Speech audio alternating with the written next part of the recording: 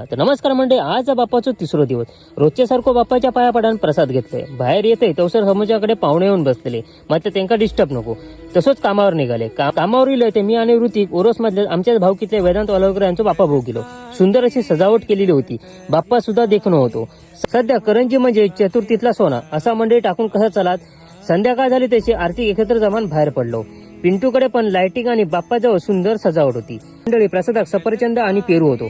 पेरू संपायच्या आधी पटकन डावली मारून घेतले. कुणी नाव ठेवलं तरी चालत, पण आवडीची गोष्ट सोडायची नाही. हेंका बघल्याने बालपणीचे दिवस आठवले, पण काय उपयोग. आता पण फक्त सुख करताना घाललेलो टांगण एवढाच येतात. पुढे गोपाळ काका यांचं बाप्पा बघून पप्पू भाईकडे आरती केलो. भाई पण सुंदर अशी सजावट केलेली होती. आज कोणाच्या आवडीचा प्रसाद नव्हता म्हणून प्रसादवाला पुढे जाऊ देणार होते. बाहेर पाऊस पडा होता म्हणून आम्ही थोडा वेळ आसऱ्यात थांबलो. आरती आम्ही पण लहान असताना अशीच मजा मस्ती करू. आता ह्यांचे दिवस गेले. आरती झाली तशी आज प्रसाद म्हणून स्वीट कॉर्न होते. गावठी भाषेत सांगायचा झाला तर मकाच्या बोंडाचे दाणे. मंडळी दोन घरा जरा लांब असल्यामुळे काळोखातनं चिखल तुडीत आर्थिक फिरायचं लागतं. त्याच्यात परत ह्या पावसाकाव वडी येतात. नंतर इलो वैभवकडे. त्यांचा बाप्पा सुद्धा सुंदर होतो आणि सजावट सुद्धा. सगळ्यांका वाटलं की आज प्रसाद साधू असतो, पण ह्यांका काय माहिती आज गुलाबजाम होते. अर्धे जण तर गुलाबजाम टाकूनच पळाले. गुलाबजाम खाऊन विनायक यांच्या घरी आरती केलं.